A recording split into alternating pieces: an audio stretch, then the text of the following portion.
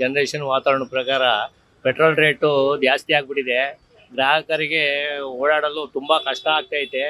ಈ ಥರ ಈ ಥರ ರೇಟ್ ಜಾಸ್ತಿ ಮಾಡಿದ್ರೆ, ಎಣ್ಣೆ ರೇಟ್ ಜಾಸ್ತಿ, ಆ ರೇಟ್ ಜಾಸ್ತಿ, ಎಲ್ಲ ರೇಟ್ ಜಾಸ್ತಿ ಮಾಡಿ ಪೆಟ್ರೋಲ್ ರೇಟು ಜಾಸ್ತಿ ಮಾಡಿದ್ರೆ ನಾವು ಹೆಂಗೆ ಓಡಾಡಬೇಕು, ಡ್ಯೂಟಿಗೆ ಹೆಂಗೆ ಹೋಗ್ಬೇಕು, ಹೆಂಗೆ ಬರಬೇಕು, ಮಕ್ಕಳು ಫೀಸೆಲ್ಲ ಹೆಂಗೆ ಕಟ್ಟಬೇಕು, ನಾವು ಹೆಂಗೆ ಮೇಂಟೈನ್ ಮಾಡಬೇಕು, ಈ ಥರ ಎಲ್ಲ ರೇಟ್ಗಳೆಲ್ಲ ಗಗನಕ್ಕೆ ಏರಿದ್ರೆ ಹೇಗೆ? ಮುಂಚೆ ಎಷ್ಟಿತ್ತು ಪೆಟ್ರೋಲು? 90 ರೂಪಾಯಿ 80 ರೂಪಾಯಿ ಇತ್ತು. ಆದರೆ ಈಗ ಮಾಡಿದ್ವಿ 104, 110, 120 ಈ ಥರ ಎಲ್ಲ ಮಾಡಿದ್ರೆ ಅವ್ಯವಸ್ಥೆ ಆಗ್ತದೆ. ಸರ್ಕಾರ ಒಳ್ಳೆ ರೀತಿಲಿ ನಡ್ಕೊಂಡು ಹೋದ್ರೆ ಮುಂದೂ ಕೂಡ ಈ ಸರ್ಕಾರ ಉಳಿಯುತ್ತೆ. ಇಲ್ಲ ಅಂತಂದ್ರೆ ಮುಂದಾದ್ರೆ ಕಾಲಕ್ಕೆ ಬಹಳ ಕಷ್ಟ ಆಗುತ್ತೆ. ಇದನ್ನ ಎತ್ತೆಚ್ಕೊಂಡು ಎಲ್ಲಾ ರೇಟ್ಗಳನ್ನ ಗಗನಕ್ಕೇರಿದ್ದೇವೆ. ಆದಷ್ಟು ಎಲ್ಲ ಕಡಿತಗೊಳಿಸಿ ಸಾರ್ವಜನಿಕರಿಗೆ ಅನುಕೂಲ ಮಾಡಿಕೊಡ್ಬೇಕು ಅಂತೇಳಿ ಈ ನಮ್ಮ ಜನರ ಪರವಾಗಿ ಕೇಳ್ಕೊಂತ ಇದ್ದೇನೆ.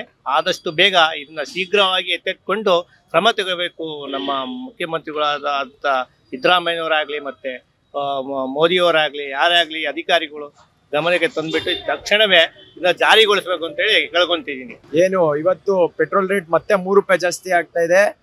ಇದೇ ಈ ಮೋದಿಯವರು ಅಧಿಕಾರಕ್ಕೆ ಬಂದಾಗಿಂದಲೂ ಪ್ರತಿಯೊಂದು ಬೆಲೆನೂ ದಿನ ಬಳಕೆ ಮಾಡುವ ವಸ್ತುಗಳು ಬೆಲೆ, ಆಹಾರಗಳ ಬೆಲೆ ಎಲ್ಲವನ್ನೂ ಬೆಲೆ ಏರ್ಸ್ಕೊಂತಾನೆ ಬರ್ತಾ ಇದ್ದಾರೆ. ಇವಾಗ ಪೆಟ್ರೋಲ್ ರೇಟ್ ಜಾಸ್ತಿ ಮಾಡಿ ನೀವು ಸೈಕಲಲ್ಲಿ ಓಡಾಡ್ರಿ, ಎತ್ತಿನ ಗಾಡಿಯಲ್ಲಿ ಓಡಾಡ್ರಿ ಅಂತ ಹೇಳ್ತಾರೆ.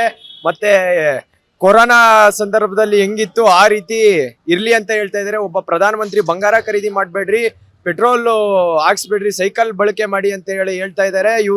ಇವರ ಒಂದು ಬೇಜವಾಬ್ದಾರಿತನದಿಂದ ಸರ್ಕಾರ ನಡ್ಸಕ್ಕೆ ಇವರಿಗೆ ಅರ್ಹರಿಲ್ಲ. ಇವರು ಈಗ ಪೆಟ್ರೋಲ್ ರೇಟ್ ಎಲ್ಲ ಜಾಸ್ತಿ ಮಾಡಿ ಬಡವರಿಗೆ, ಮಧ್ಯಮದ ವರ್ಗದವರಿಗೆ ಹೊರೆಯಾಗಿ ಸರ್ಕಾರ ಕೆಲಸ ಮಾಡ್ತಿದೆ. ಅವರು ಏನಿದ್ರು ಅದಾನಿ ಅಂಬಾನಿ ಅವರ ಪರವಾಗಿದ್ದಾರೆ. ಅದಾನಿ ಅಂಬಾನಿ ಅವರ ಸಾಲಗಳನ್ನ ಮನ್ನಾ ಮಾಡ್ತಾರೆ, ಆದ್ರೆ ಬಡವರಿಗೆ ಏನೇ ಒಂದು ಫ್ರೀ ಸ್ಕೀಮ್ಗಳು ಕೊಟ್ರೆ ಅದ್ರ ಬಗ್ಗೆ ಟೀಕೆ ಮಾಡ್ತಾರೆ. ಆದ್ರೆ ಇವತ್ತೇ ಬಡವರಿಗೆ, ಹಿಂದುಳಿದವರಿಗೆ, ಮಧ್ಯಮ ವರ್ಗದವರಿಗೆ, ರೈತಾಪಿ ವರ್ಗದವರಿಗೆ ಕಷ್ಟ ಹೊರೆಯಾಗಿ ಇವತ್ತು ಕೇಂದ್ರ ಸರ್ಕಾರ ಆಡಳಿತ ಮಾಡುತ್ತೆ ಅಂತ ಹೇಳಿ ಇದು ಒಪ್ಕೊಳ್ತೀರಿ. ನಾವು ಆಸ್ಟ್ರೇಲಿಯಾ, ಜರ್ಮನಿ ಎಲ್ಲ ಕಡೆನೂ ವಿಚಾರಿಸ್ತಾ ಇತ್ತು. ಪಾಕಿಸ್ತಾನ ಎಲ್ಲ 40% ಜಾಸ್ತಿ ಆಗಿದೆ. ಇಲ್ಲಿ ಆ್ಯಕ್ಚುಲಿ ಕಡಿಮೆ ಆಗಿದೆ. ಎಲೆಕ್ಟ್ರಿಕ್ ಯೂಸ್ ಮಾಡಿರಿ ಅಂತಾರೆ. ಎಲೆಕ್ಟ್ರಿಕ್ ಯೂಸ್ ಮಾಡೋ ಸಬ್ಸಿಡಿ ಕೊಡಬೇಕು. ಆಮೇಲೆ ಕರೆಂಟ್ ರೇಟು ಜಾಸ್ತಿ ಆಗಿದೆ. ಅದೂ ಇಲ್ಲ ಇದೂ ಇಲ್ಲ, ಹಂಗಾಗಿದೆ. ಇವಾಗ ಮಿಡ್ಲ್ ಕ್ಲಾಸ್ನವ್ರಿಗೆ ಭಾರಿ ಹೊಡ್ತಾ ಬಿದ್ದಿದೆ. ಬಟ್ ಇದು ವರ್ಲ್ಡ್ ಮಾರ್ಕೆಟ್ ಆದ್ದರಿಂದ ನಾವು ಅದಕ್ಕೆ ಅಡ್ಜಸ್ಟ್ ಮಾಡ್ಕೊಳ್ಳೇಬೇಕು. ಪರವಾಗಿಲ್ಲ. ಎಲೆಕ್ಟ್ರಿಕ್ಕಿಗೆ ಸಬ್ಸಿಡಿ ಮ್ಯಾಕ್ಸಿಮಮ್ ಕೊಟ್ಟರೆ ಎಲ್ಲ ಎಲೆಕ್ಟ್ರಿಕ್ಕಿಗೆ ಹೋಗ್ತಾರೆ, ಅರ್ಧ ಇದಕ್ಕೆ ಹೋಗ್ತಾರೆ, ಅರ್ಧ ಎರಡು ಮ್ಯಾನೇಜ್ಮೆಂಟ್ ಆಗುತ್ತೆ. ಬರೀ ಒಂದನ್ನೇ ಮಾಡ್ಕೊಂಡ್ರೆ ಬಾಯಿ ಮಾತಲ್ಲ ಹೇಳೋದಲ್ಲ. ಎಲೆಕ್ಟ್ರಿಕ್ ಹೋಗಿರಿ ಅಂದ ತಕ್ಷಣ ಎಲೆಕ್ಟ್ರಿಕ್ಕಿಗೂ ಸಬ್ಸಿಡಿ ಕೊಡಬೇಕು, ಆಮೇಲೆ ಇದಕ್ಕೂ ಕೊಡಬೇಕು, ಯಾವುದು ಗಾಡಿಗೂ ಕೊಡಬೇಕು. ಆವಾಗ ಒಂದು ಸಮತೋಲನ ಬರುತ್ತೆ ಅಷ್ಟೇ ಸರ್. ಮಿಡ್ಲ್ ಕ್ಲಾಸ್ನವ್ರಿಗೆ ಬಿಡ್ರಿ, ಅದು ಮೊದಲಿಂದನೂ ಎಲ್ಲದರಲ್ಲೂ ಹೊಡ್ತಾನೆ. ಅದು ಈಗ ತಮಿಳ್ನಾಡಲ್ಲಿ 200 ಯೂನಿಟ್ ಫ್ರೀ ಕೊಟ್ಟಿದ್ದಾರೆ. 200 ಮೇಲಾದರೆ ಬಿಲ್ ತಗೊಂತಾರೆ. ಇಲ್ಲಿ 200 ಒಳಗಾದರೆ ರೇಟ್ಗಳೆಲ್ಲ KEB ರೇಟ್ ಜಾಸ್ತಿ ಆಗಿದೆ. ಬರೀ ಒಂದು 10 ಯೂನಿಟ್ಗೆ ಇನ್ನೂ ಜಾಸ್ತಿ ಹೋಗ್ತಾ ಇರುತ್ತೆ ಎಕ್ಸ್ಟ್ರಾ ಯೂಸ್ ಮಾಡಿದರೆ. ಅಲ್ಲ, ಇಲ್ಲೂ ಕರ್ನಾಟಕದಲ್ಲಿ 200 ಯೂನಿಟ್ ಮೇಲೆ ತಗೊಳ್ಳಿ, ಅದರೊಳಗೆ ಏನಿದೆ ಅದು ಕಡಿಮೆ ಮಾಡಲಿ ಅವರು.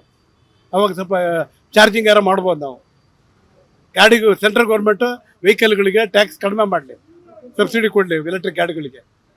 ಅವಾಗ ಸ್ವಲ್ಪ ಒಂದು ಹಂತಕ್ಕೆ ಬರುತ್ತೆ ಅಂತ ನಮ್ಮ ಅಭಿಪ್ರಾಯ. ಆದರೆ ಆಯಿತು. ನಮಗೇನಂತ ಅಂದರೆ ಸ್ವಲ್ಪ ಕಾಮನ್ ಪೀಪಲ್ಗಳಿಗೆ ಹೊಡ್ತಾ ಬೀಳುತ್ತೆ.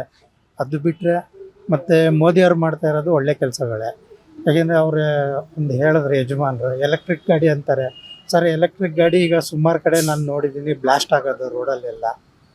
ಅದರಿಂದ ಅದನ್ನು ಸ್ವಲ್ಪ ಅವಾಯ್ಡ್ ಮಾಡಿ ಈಗ ಜನಗಳು ನಾರ್ಮಲ್ ಆಗಿದ್ದರೆ ಒಳ್ಳೆಯದು. ಅಷ್ಟೇ ಸರ್. ಪರವಾಗಿಲ್ಲ ಸರ್. ಬೇರೆ ಕಡೆ ಎಲ್ಲ ಕಂಪೇರ್ ಮಾಡಿದ್ರೆ ನಮ್ಮಲ್ಲಿ ನಾರ್ಮಲ್ ಲೈಫ್ ಇದೆ. ಯಾವುದಕ್ಕೂ ತಲೆ ಬಿಸಿ ಇಲ್ಲ, ತೊಂದರೆಗಳಿಲ್ಲ. ಅದರಿಂದ ಇದನ್ನು ಸರ್ ಹೌದು ಆಗುತ್ತೆ. ಕೆಲವರಿಗೆ ನಾರ್ಮಲ್ ಪೀಪಲ್, ಮಧ್ಯಮ ವರ್ಗದವ್ರಿಗೆ ಸ್ವಲ್ಪ ಕಷ್ಟನೇ ಇದೆ. ಎಂಥವ್ರಿಗೆ ಅಂತ ಹೇಳಕ್ಕೆ ಬರೋದಿಲ್ಲ ಅಲ್ಲ ಸರ್ ಇದನ್ನು. ಅದರಿಂದ ಸ್ವಲ್ಪ ಕಷ್ಟ ಆಗುತ್ತೆ. ಪೆಟ್ರೋಲ್ ರೇಟ್ ಜಾಸ್ತಿ ಆಗಿದೆ, ಹೌದು.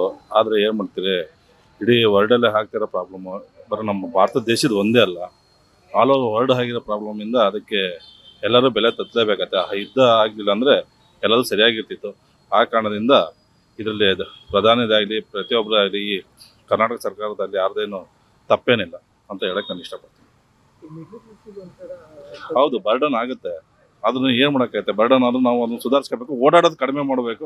ಎಷ್ಟು ಸಾಧ್ಯ ಆಗುತ್ತೋ ಅಷ್ಟು ನಮ್ಮ ಕೈಲಾದರೆ ವಾಕ್ ಡಿಸ್ಟೆನ್ಸ್ ಇದ್ರೆ ವಾಕಲ್ಲೇ ಹೋಗ್ಬೇಕು, ವಾಕಲ್ಲಿ ನಡ್ಕೊಂಡು ಹೋಗಿ ಕೆಲವೊಂದು ಕೆಲಸಗಳು ಮಾಡ್ಕೋಬೇಕು. ಎಷ್ಟು ನಮ್ಮ ಕೈಲಿ ಎಷ್ಟು ಉಳ್ಸೋಕ್ಕಾಗತ್ತೆ ಅಷ್ಟು ಉಳಿಸ್ಬೇಕು ಈ ಟೈಮಲ್ಲಿ ಪೆಟ್ರೋಲು. ಯಾಕೆ ಹಾಂ ಬೇರೆ ದೇಶಕ್ಕೆಲ್ಲ ಹೋಲಿಸ್ಕೊಂಡ್ರೆ ಇಲ್ಲಿ ನಮ್ಮ ದೇಶದಲ್ಲಿ ಕಡಿಮೆ ಇದೆ.